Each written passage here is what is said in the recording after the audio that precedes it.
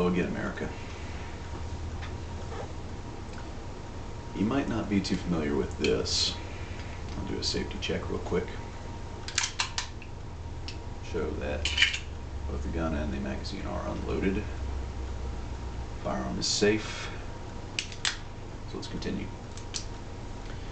This is my personal choice of concealed carry.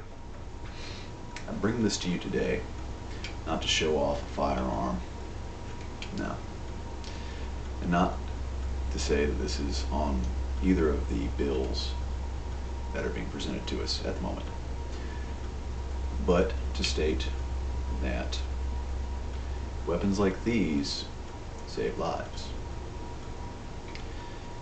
What's the difference in this? A Detonics Combat Master made of stainless steel, an innovator of a lot of firsts in the 1911 industry, and the so-called high-capacity firearms, which are present within both Dianne Feinstein's bill and this week's magazine ban bill.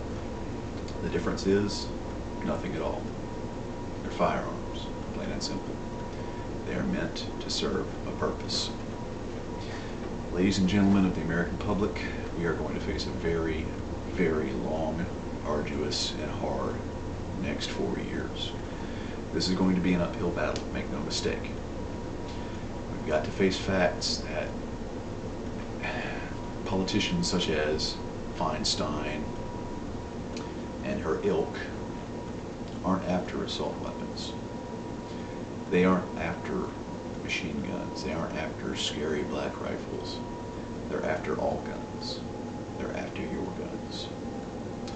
Whether it be a 100+ round drum sticking out of an AR-15 or my 6+1 rounds out of my Detonics Combat Master, they're going to try for all of them. Dianne Feinstein was quoted in 1995 after the passing of the Brady Bill and the first assault weapons ban during the Clinton era, that if she, quote unquote, had the power, she would confiscate all American civilian firearms. But yet, she carries a gun, not exactly like this, but very similar to this, on a daily basis, and has since the 1970s. She claims to have a concealed carry permit. Well, in the 1970s within California, that would have made her the only person with a concealed carry permit within the state of California. They weren't issued. Meaning that this woman who wants to disarm you and take away your rights is the type that would be labeled as, in psychological terms, a sociopath. She cares not for what happens to the civilian populace of the United States of America in the slightest. She cares only for her own intentions and her own means. This is to include anybody she views as important. Here's the problem. It's still we the people. We must maintain that fact that it is still we the people. We are facing this upcoming magazine ban before Feinstein's assault weapons ban. You, my people, and myself included, must make it a point to write our senators, our congressmen, and any elected official who has ears and eyes to watch and listen. We must let our voice be heard. We must be seen. We must be conspicuous. Note the use of that word, conspicuous. That is a human action. It takes a living being to be conspicuous, but yet politicians such as Dianne Feinstein use it to describe something as a pistol grip on an AR-15. Well, if you check the definition of Merriam-Webster's variety of the definition of conspicuous, you'll find that it's not something that an object can do. This pillow can't be conspicuous. It may not like its style, but it's not conspicuous. Only a person can be conspicuous. Definitions aside, we've got to come back to the fact. we would be foolish to believe that a quote-unquote Republican House would look after our best interest as gun owners. They won't.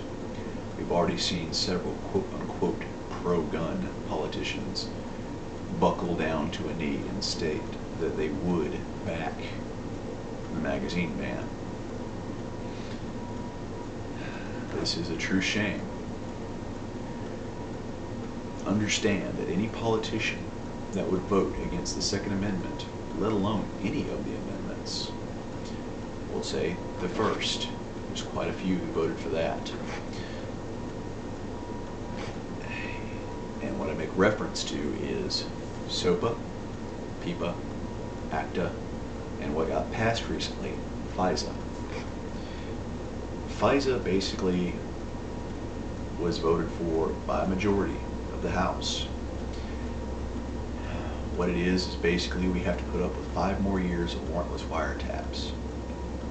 That flies in the face of traditional wisdom regarding the First Amendment.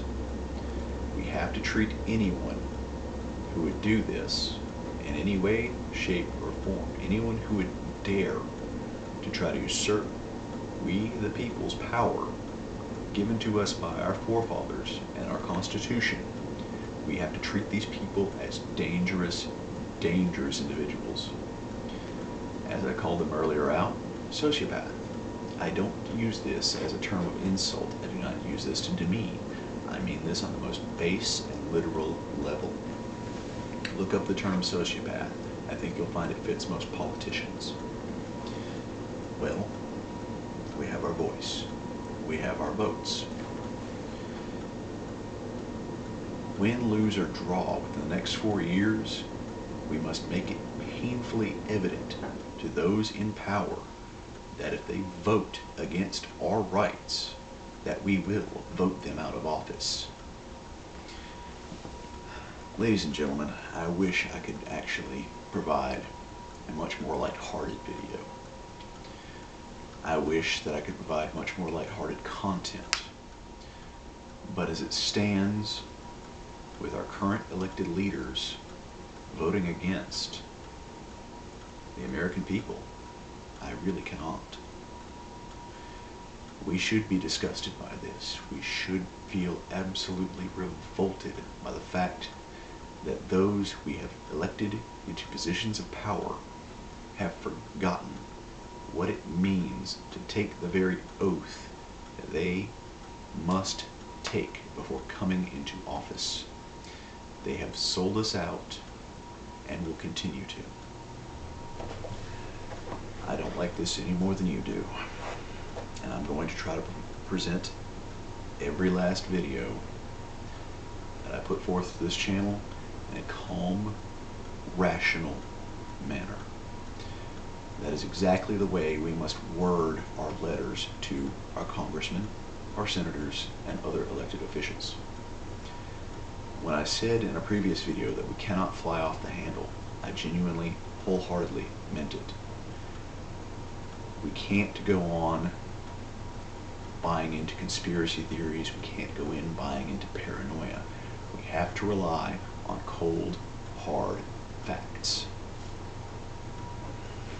Weapons like this, if Feinstein, Biden, and others have their way,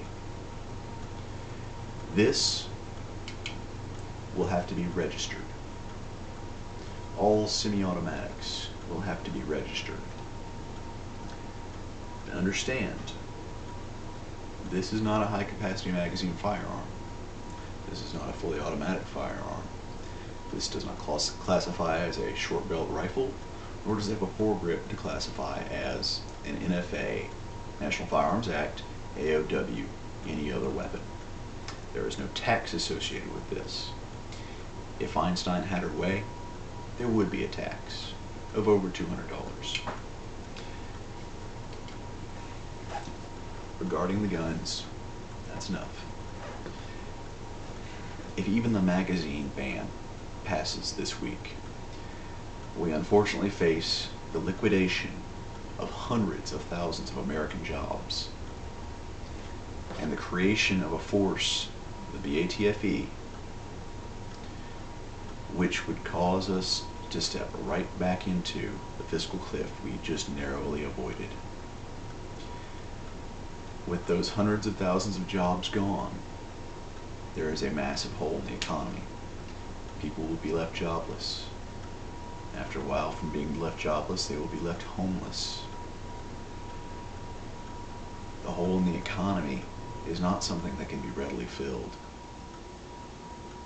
I've worked selling guns in my lifetime for quite a while.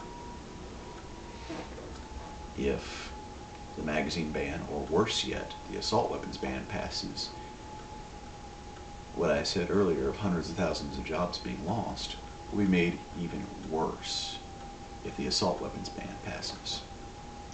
For it will turn common, decent, law-abiding citizens like myself and like you into criminals. We will be criminals by proxy. The stroke of a pen will turn us into wanted fugitives. How do I say this? I say this with a straight face for the simple fact there are over 350 million guns in the United States. That is 1.51 guns per United States citizen.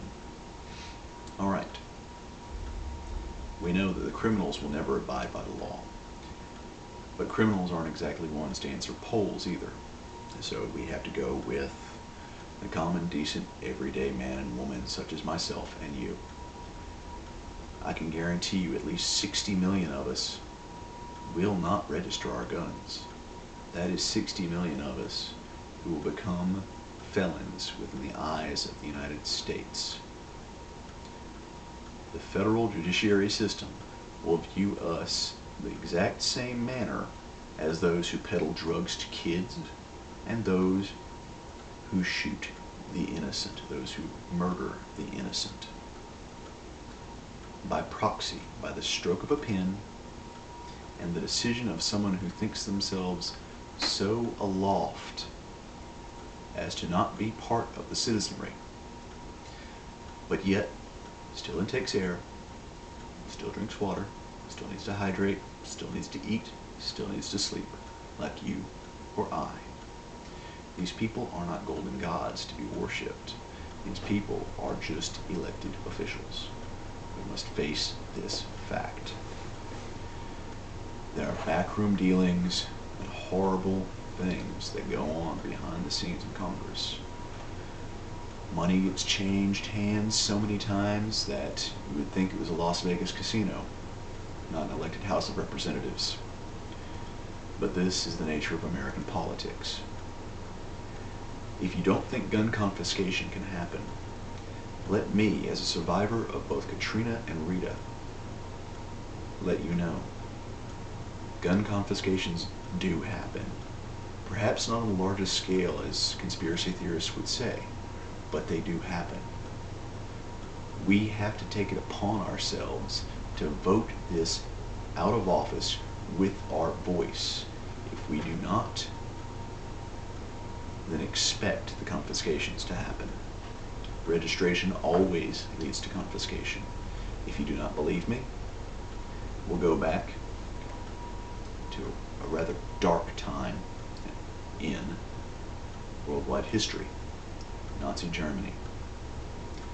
The Jews were not allowed to own guns. All guns had to be registered.